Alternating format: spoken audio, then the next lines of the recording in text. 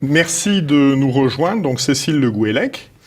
Donc vous êtes fidèle de la communauté de la Rau, qui célèbre en ce 24 septembre une messe d'action de grâce pour les 10 ans de la Rau. Alors évidemment, la première question, la Rau c'est une église abbatiale, mais quelle est l'origine de cette église? Quels en sont les fondateurs? Quelle en est l'histoire? Alors, le fondateur, un fondateur unique, Robert d'Arbrissel, qui est né en 1045, qui est prêtre et fils de prêtre. Il a hérité de son père la cure d'Arbrissel, qui est un petit village aux portes de la Bretagne. Il a milité, une fois devenu prêtre, pour que le seigneur de la Guerche devienne évêque de Rennes, ce qui se faisait couramment à l'époque. Sauf que 6 ans après, les gens se sont rendus compte que le seigneur de la Guerche n'avait jamais été ordonné prêtre et donc ne pouvait pas être évêque. Robert d'Arbrissel, voyant cela, a fui à Paris, où il a découvert la Réforme. Et à ce moment-là, la réforme grégorienne, à ce moment-là, il a été absolument enchanté, conquis par cette réforme. Il est revenu rapidement à Angers prêcher la réforme. Évidemment, ça n'a pas plu. Il est revenu ensuite à Rennes, où il a retrouvé le dit seigneur de la Guerche, qui entre-temps avait été renommé évêque, puisqu'il avait gardé les bonnes grâces des ducs de Bretagne.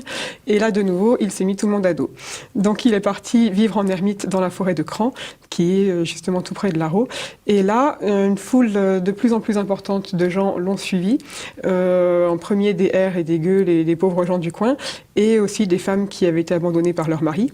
Tout ce petit monde l'a suivi, et au fur et à mesure, la foule devenait de plus en plus nombreuse, donc il a décidé de leur donner la règle des chanoines réguliers de Saint-Augustin, qui se faisait apparemment régulièrement au Moyen-Âge. Quand il y avait une communauté un peu importante, on donnait facilement cette règle-là. Oui, celle qu'ont adopté les dominicains, par exemple. Voilà, exactement. En 1096, ensuite, Urbain II vient prêcher la première croisade à Angers. Et là, Robert d'Arbrissel prêche devant lui un sermon à l'occasion de la consécration de l'église Saint-Nicolas de Cran. Et là, le pape Urbain II a été conquis par Robert d'Arbrissel. Il lui a donné un titre très important et le droit de prêcher per universum mundum. Donc Robert d'Arbrissel était complètement dans les bonnes grâces du pape. Voyant cela, le seigneur de Cran lui a donné une partie des terres dont il disposait, là où Robert d'Arbrissel a fondé la Rau. Et 2 ans plus tard, il a inauguré le premier autel de l'église, donc en 1098, et l'église a été terminée de construire entre 1137 et 1139. Voilà, donc une église du début du XIIe siècle, régie à l'origine par la règle de Saint-Augustin. Voilà, et elle a été classée monument historique en 1846, après avoir subi plusieurs dégradations pendant les guerres de religion et pendant la Révolution. Alors, vous fêtez les 10 ans de la communauté de la Rau. Que s'est-il passé il y a 10 ans et que se passe-t-il depuis ? Beaucoup de choses. Il y a 10 ans, Monseigneur Maillard, qui était à ce moment-là évêque de Laval, en application du motu proprio sumorum pontificum, a attribué l'église de la Rau donc pour la messe traditionnelle dans le sud Mayenne. Depuis, à ce moment-là, il y avait à peu près entre 80 et 120 fidèles chaque dimanche. Et depuis, la communauté n'a cessé de s'accroître. On est maintenant entre 200 et 300 fidèles tous les dimanches. Et on a monté énormément d'activités pour... j'allais dire hebdomadaire ou non. On a fait des travaux pour restaurer l'abbaye et on est en bonne relation avec les paroisses voisines dont on dépend et avec l'évêque, puisque l'évêque vient tous les 4 ans célébrer chez nous la cérémonie des confirmations pour les enfants. On a eu une ordination sacerdotale en 2010 avec Monseigneur Brouet, évêque de Lourdes. Et voilà, concernant les travaux,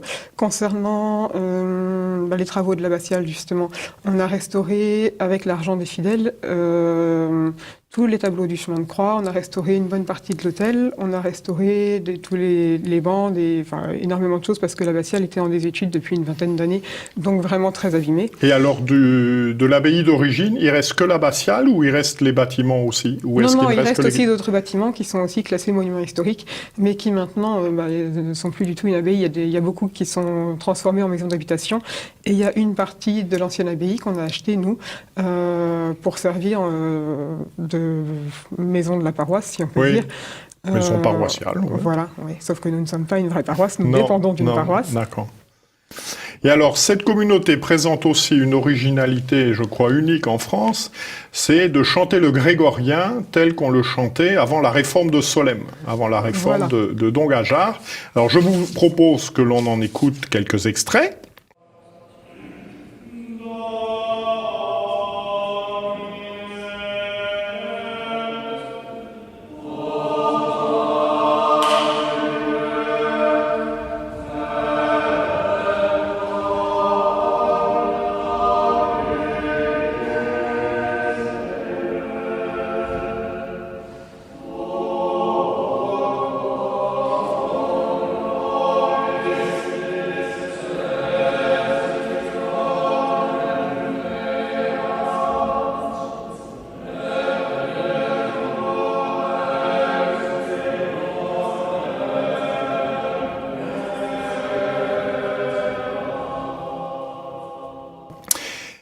Et alors, ce chant grégorien, comment sait-on que c'est comme ça qu'il était chanté avant la réforme de Solesmes ? Alors, nous disposons de nombreux ouvrages, essentiellement jusqu'au XVIe siècle, les ouvrages sont vraiment très nombreux. Et ensuite, le chant grégorien tel que nous le chantons à Larot a continué à être chanté de cette manière-là, mais de manière beaucoup plus épisodique et, entre guillemets, un peu effilochée, c'est-à-dire que la tradition pure s'est un peu perdue, a été adaptée selon les régions. Notamment en Corse, vous avez à peu près la même chose qui est très connue, sauf que ça a été adapté par les Corses, donc c'est un mélange de grégorien, entre guillemets, comme le nôtre, et de tradition corse. Et je crois qu'il existe, vous avez enregistré des CD sur ce sujet pour... Tout à fait, on a 2 ou 3 CD qui ont été enregistrés. Et nous sommes, voilà. c'est quasiment unique en France de chanter de cette manière-là. Le grégorien d'avant le 19e siècle. Voilà. C'est à ça que ça revient. À peu près, oui. Et alors, quelles sont donc les activités, les projets, le rayonnement de votre paroisse, la nature des fidèles? Est-ce que c'est des gens qui viennent de 100 km à la ronde, ou est-ce qu'il y a effectivement des gens, des natifs de la commune? Alors nous avons de plus en plus de natifs de la commune, puisque en 10 ans de présence, on a fait un petit peu d'évangélisation dans le village, et notamment le banquet du 24 septembre a cette utilité-là. On fait un grand déjeuner avec tous nos fidèles pour célébrer nos 10 ans de présence, et à cette occasion, on a invité tous les gens du village, tous les habitants du village, à venir se joindre à nous s'ils le souhaitent. Donc ils peuvent venir à la messe ou non, ils peuvent venir à l'apéro ou non, ils peuvent venir au déjeuner ou non.